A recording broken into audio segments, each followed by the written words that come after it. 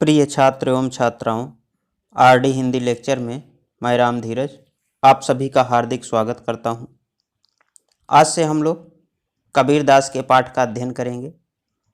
कबीरदास का जीवन परिचय आप इसके पहले के वीडियो में देख चुके हैं। आज से हम उनकी साखियों का अध्ययन प्रारंभ करते हैं। कबीरदास की पहली साखी है, सतगुरु हमसु रीझ कर एक कहा प्रसंग, बरसा बादल प्रेम का भीज गया सब अंग। तो ये हमारी साखी हो गई। अब हम इसका संदर्भ लिखेंगे। संदर्भ इस तरह से लिखा जाएगा, प्रस्तुत पद हमारी पाठ्य पुस्तक हिंदी के काव्यखंड में साखी शीर्षक से संकलित है। इसके रचयिता भक्तिकाल की निर्गुण भक्ति धारा की ज्ञानाश्रयी शाखा के प्रतिनिधि कवि कबीरदास जी हैं। यही संदर्भ कबीरदास की प्रत्येक साखी में रहेगा, इसलिए यह संदर्भ मैं अब बार बार नहीं बताऊंगा। अब हम इसकी व्याख्या देखेंगे। सतगुरु हमसु रीझ कर यानी प्रसन्न होकर के। प्रसंग, प्रसंग का अर्थ है उपदेश, कथा या कोई ज्ञान की बात। भीज का मतलब भीग गया। कबीरदास जी अपने गुरु की महिमा का वर्णन करते हुए कह रहे हैं कि जब मेरे सदगुरु मेरी भक्ति एवं सेवा भावना से प्रसन्न हुए तो उन्होंने ईश्वर के संबंध में मुझे ज्ञान का उपदेश दिया, अर्थात उस निराकार ब्रह्म का ज्ञान कराया, जिसे सुनकर मुझे ऐसा प्रतीत हुआ मानो ईश्वर प्रेम रूपी जल से भरे बादल बरसने लगे हों और उस ईश्वरीय प्रेम की वर्षा में मेरा अंग अंग भीग गया हो। अर्थात सदगुरु के उस उपदेश से मेरे हृदय में व्यापक भक्ति का जन्म हुआ। कबीरदास जी के कहने का आशय यह है कि सदगुरु के उपदेश से ही हृदय में ईश्वर के प्रति प्रेम उत्पन्न होता है और उसी से मन को शांति मिलती है। इस प्रकार जीवन में गुरु का अत्यधिक महत्व है। काव्य सौंदर्य। काव्य सौंदर्य में प्रथम बिंदु है, इस साखी में कबीर ने गुरु का महत्व बताते हुए कहा है कि गुरु की कृपा से ही ईश्वर के प्रति प्रेम उत्पन्न होता है। भाषा, भाषा इसकी सधुक्कड़ी अथवा पंचमेल खिचड़ी है। रस, शांत रस है। छंद, दोहा छंद है और अलंकार में रूपक एवं अनुप्रास अलंकार है। तो इस प्रकार हमारा पहला पद पूर्ण होता है। आइए हम दूसरा पद देखते हैं। राम नाम के पट तरे देबे कौ कछु नाहि, क्या ले गुरु संतोष ये हंस रही मन माही। पटतरे, पटतरे का अर्थ है बदले में या समान या समतुल्य। देबे कौ यानी देने के लिए या देने योग्य। संतोषिए यानी संतोष मिल सके। और हंस, हंस का अर्थ है अभिलाषा या इच्छा। तो इस पद की व्याख्या लिखने से पूर्व हम इसका संदर्भ लिखेंगे और संदर्भ पूर्ववत ही रहेगा। हम इसकी व्याख्या देखेंगे।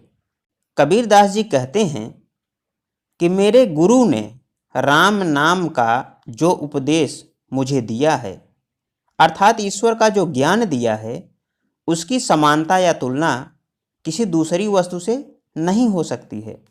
अतः इस ज्ञान के बदले में मैं उन्हें दक्षिणा के रूप में क्या दूं, अर्थात उस ज्ञान के बदले में मेरे पास देने के लिए कुछ भी नहीं है।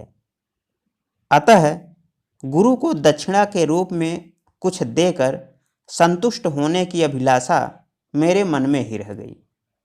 कहने का आशय यह है कि कबीर को अपने गुरु से राम नाम का गुरु मंत्र मिला, किंतु उनके मन में यह असंतोष बना हुआ है कि इस ज्ञान के समतुल्य अपने गुरु को देने के लिए उनके पास कुछ है ही नहीं।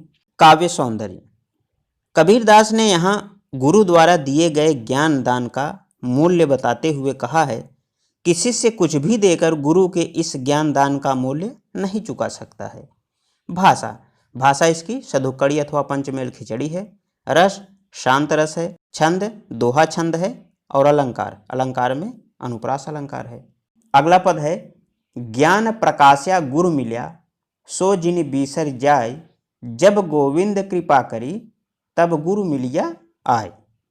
ज्ञान प्रकाश है, यानी ज्ञान से प्रकाशित या ज्ञान से परिपूर्ण। जिन, जिन का मतलब नहीं, और बीसरी, बीसरी का मतलब विस्मृत करना या भुलाना।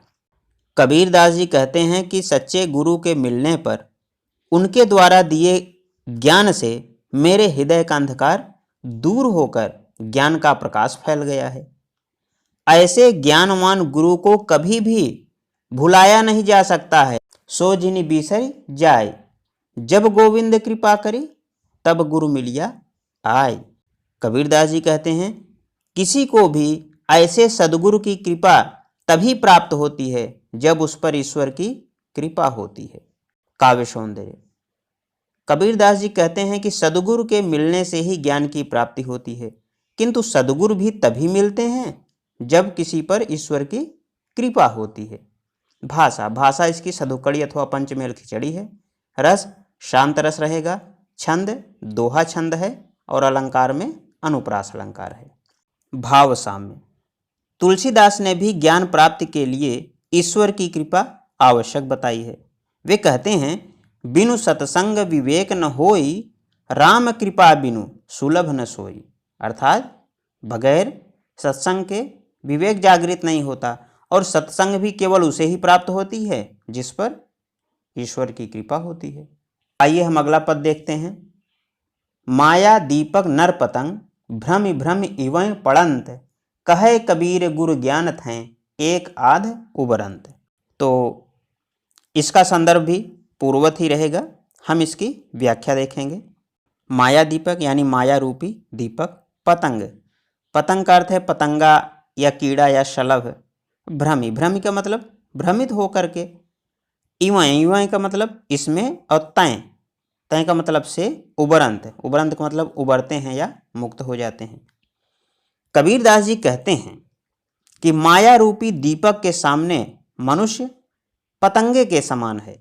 जिस प्रकार पतंगा जलते हुए दीपक को देखकर उसके चारों ओर मंडराने लगता है और मुग्ध होकर के अपने प्राणों को त्याग देता है, उसी प्रकार मनुष्य भी इस सांसारिक मोह माया में फंसकर इसके चारों ओर चक्कर काटता रहता है और अंत में उसी में फंसा हुआ नष्ट हो जाता है। कबीरदास जी कहते हैं कि गुरु से ज्ञान प्राप्त करके ही मनुष्य इस माया के बंधन से बच सकते हैं, किंतु कोई बिरला ही व्यक्ति या एकाध मनुष्य ही गुरु की कृपा प्राप्त करके माया रूपी दीपक की आग से बच पाते हैं। काव्य सौंदर्य। तो काव्य सौंदर्य में प्रथम बिंदु है, प्रस्तुत पद में गुरु द्वारा प्रदत्त ज्ञान से सांसारिक माया से मुक्ति मिलने और उस ज्ञान के वास्तविक स्वरूप को कुछ व्यक्तियों के द्वारा ही समझने के भाव की सुंदर अभिव्यक्ति की गई है। भाषा, भाषा इसकी सधुकड़ी अथवा पंचमेल खिचड़ी है। रस, शांत रस है। छंद, दोहा छंद है। और अलंकार में रूपक और अनुप्रास अलंकार है। माया दीपक और नर पतंग में रूपक अलंकार है। आइए अगला दोहा देखते हैं। जब मैं था तब गुरु नहीं, अब गुरु हैं हम नाहि, प्रेम गली अति सांकरी, तामे दो न समाहि। मैं का अर्थ होता है अहंकार। सांकरी, सांकरी का मतलब कम चौड़ी, सांकरी या संकुचित। तामे का मतलब इसमें। असमाहि, समाहि का मतलब समाहित होना। कबीरदास जी कहते हैं कि जब तक मुझ में मैं अर्थात अहंकार की भावना थी, तब तक मुझे अपने सद्गुरु से एकात्म भाव प्राप्त नहीं हो सका। मैं गुरु और स्वयं को दो अलग व्यक्तित्व समझता रहा, अतः मैं इस ईश्वर की साधना में असफल रहा, क्योंकि ईश्वर प्रेम अर्थात साधना का मार्ग बड़ा ही संकरा है। उस पर अहंकार और भक्ति दोनों एक साथ नहीं चल सकते। अतः जब तक मैं और तू का द्वैत भाव बना रहेगा, तब तक प्रेम की साधना एवं गुरु भक्ति संभव ही नहीं है। प्रेम गली अति सांकरी, तामे दो न समाहि। अर्थात ईश्वर की साधना का मार्ग बड़ा ही संकरा है, इस पर अहंकार और भक्ति दोनों एक साथ नहीं रह सकते हैं। काव्य सौंदर्य। प्रस्तुत पद में कबीरदास ने गुरु तथा भगवान की एकता का प्रतिपादन करते हुए समस्त प्राणियों को अहंकार से मुक्त रहने का उपदेश दिया है। भाषा, भाषा इसकी सधुक्कड़ी अथवा पंचमेल खिचड़ी है। रस, शांत रस है। छंद, दोहा छंद है। और अलंकार, अलंकार में रूपक और अनुप्रास अलंकार है। तो इस प्रकार हमारे इस पद की व्याख्या भी पूर्ण होती है। आपसे परीक्षा में जो प्रश्न पूछे जाते हैं उसमें कोई दो पद दे करके उनकी संदर्भ सहित व्याख्या और काव्य सौंदर्य पूछा जाता है। इसमें तीन चीजें होती हैं, संदर्भ, व्याख्या और काव्य सौंदर्य। संदर्भ के लिए 2 अंक, व्याख्या के लिए 4 अंक और काव्य सौंदर्य के लिए 2 अंक होता है। इस प्रकार यह प्रश्न कुल 8 अंकों का आपसे पूछा जाएगा। आप लोग इन पदों की व्याख्या को अपनी कॉपी में लिखें। व्याख्या लिखने में हमेशा यह ध्यान रखें कि हम पदों की व्याख्या लिख रहे हैं। व्याख्या का अर्थ होता है पदों का भावार्थ लिखना, यानी उसमें क्या भाव है इस भाव को समझकर अपने शब्दों में व्यक्त करना। व्याख्या लिखने में या भावार्थ लिखने में यह जरूरी नहीं है कि आपको एक एक शब्द का अर्थ पता ही हो।